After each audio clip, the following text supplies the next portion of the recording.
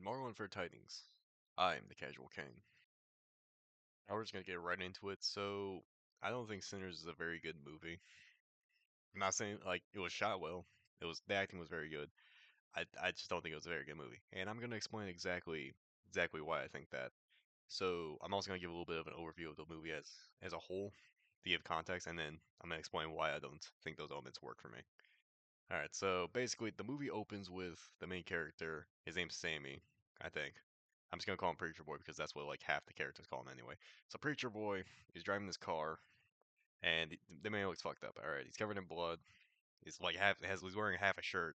He's left like the neck of a guitar, which comes significant later on. And then he walks into a church in the middle of service, and then it jumps to a day prior, and so you find out the church he walked into was ran by his father, who is the preacher, and then there's Sammy, who wants to be an aspiring blues musician. But no, his dad doesn't want none of that. No, that's the sinner music. Nothing but gospel for this good old boy. So his dad's very opposed to it. And then they introduce Michael B. Jordan as both Smoke and Stack, who are his two cousins. I honestly can't tell the difference between the two of them. I don't know which one's Smoke. I don't know which one's Stack. So I'm just gonna call him Michael B. Jordan 1 and 2 because I can at least remember what they look like, generally speaking. So Michael B. Jordan 1 and 2 are introduced, and they are making a club. All right, it's gonna be called Club Duke. All right, it's gonna be catered only to black people. Gonna be the best music in the world, best alcohol in the world. It's gonna make $1 million. So yeah, they introduce them buying an old sawmill to then make Club Duke. So then they pick up Sammy and then do like in a heist movie, they have the building a crew portion of the movie. They basically just do that. All right, they need to get the musicians, they need to get other people. They could get these really. I found this weird, but I guess it makes sense. This Chinese couple that have like perfect fucking Southern accents, no hint of chink in there, but I don't know that I don't know why that caught me off guard, but it just did. So they got these very Southern Chinese. They then make a sign. They just do all this stuff. They do all this stuff, and then Michael B. Jordan won. He then goes and meets with this old like shaman lady, ancient healer or whatever. They have a history. Apparently, they had a child, but it died. Whatever.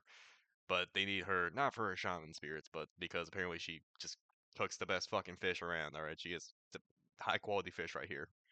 And then they also introduce a white woman, but her grandfather was black. So technically, in the 1930s, which is when this movie takes place, that would make her black too. So they introduce her, and apparently her and Michael B. Jordan number two have a history together. They used to be involved, but then I don't know. I guess Michael B. Jordan two is just a player, so he just got up and left one day, and so she's very upset about that.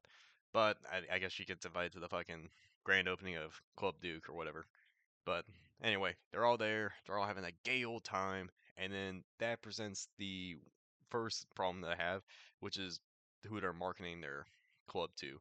So generally speaking, if you're gonna market something to somebody, that has the implication that the person you're marketing it towards has money.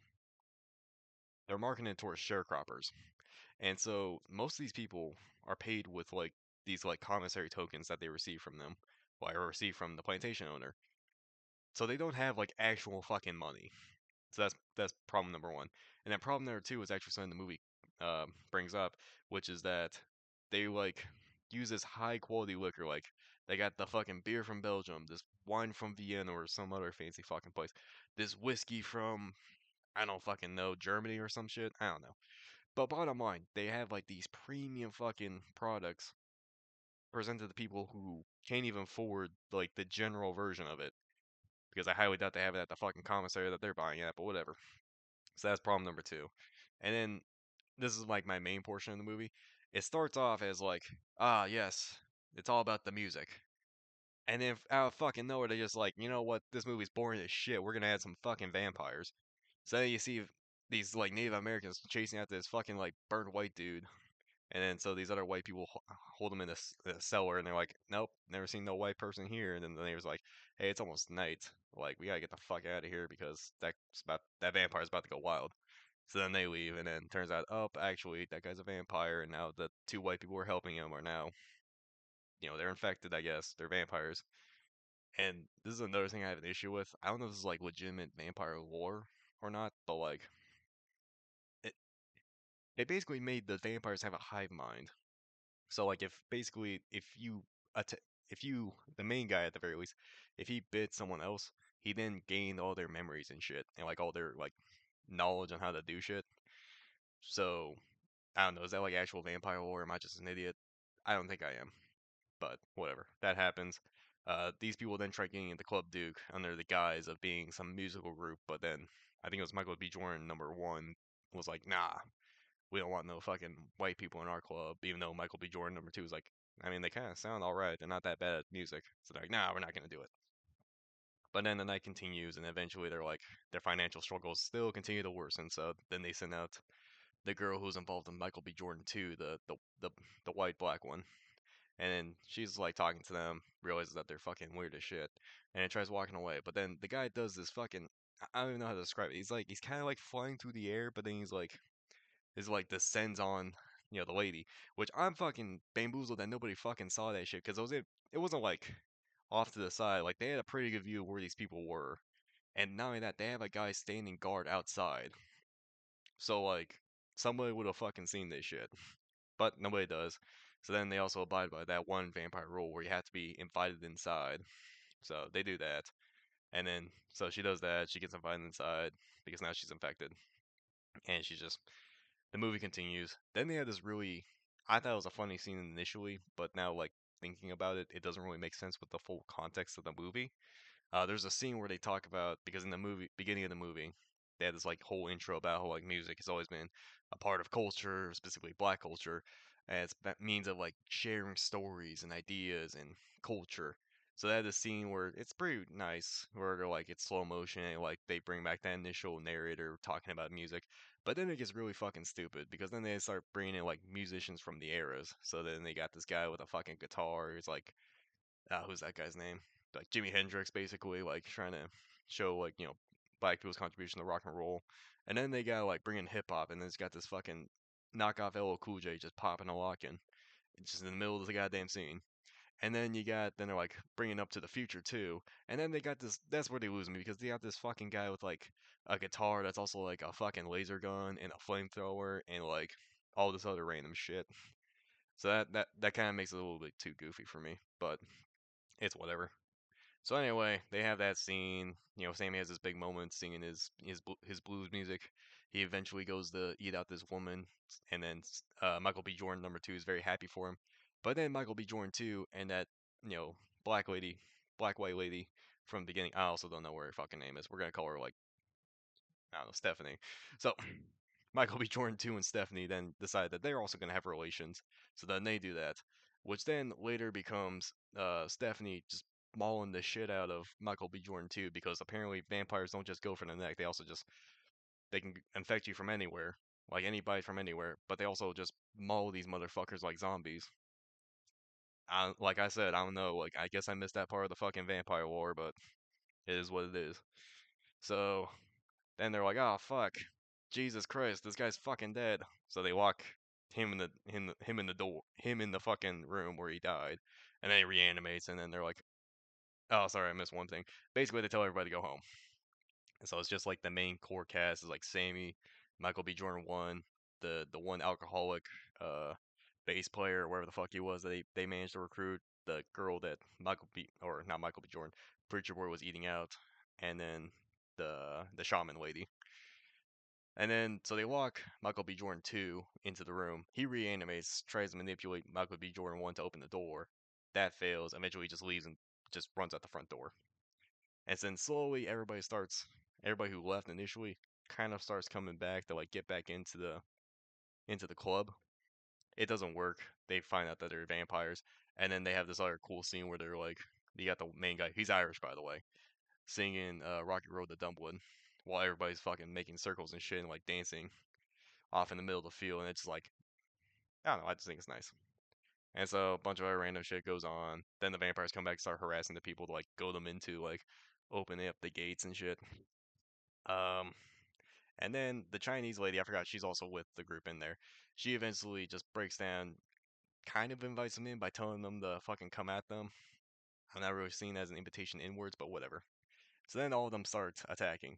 But then she sacrifices herself and kills her husband and nobody just stops it. They just let that happen. So that's cool. I mean, they're trying to build a hive mind, but whatever. And so then it's the big old fight scene. Oh, they're fighting. By the way, I'm just saying, as someone who uses primarily human wave tactics in video games, primarily strategy games, I'm just saying these vampires are fucking dog shit because they're only like one guy attacking one person, and like everybody's given space, and when their fights happen out and all that. But I guess that's just Hollywood. And then obviously they're fucking overwhelmed, so they start fucking losing. And the shaman lady, she gets bit, but she doesn't want to be a vampire. So then Michael B. Jordan one kills her, which was her wishes. But then the Stephanie and Michael B. Jordan 2 were very unhappy about that because they all could have been connected in the afterlife or some other bullshit. And then then it becomes my other issue with this one, which is that the bass player, the black guy who they recruit during the whole fucking "you son of a bitch, I'm in" scene, or scenes more accurately, then he's like, all right, I'm gonna go sacrifice myself so that these guys can get to the second level and save themselves.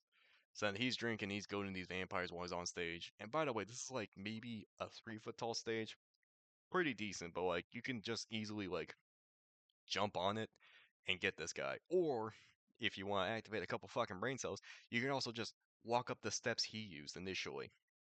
But whatever, he's trying to like goad them to like go attack him, and they're all like fangirling him like it's a fucking Justin Bieber concert, just like all clawing at him, and while he's just egging them on. And then it cuts to later on when they actually managed to like pull him down. They're just fucking devouring this guy, and he's screaming obviously, which still I don't get that part of the movie, but whatever. I guess it's not for me to get.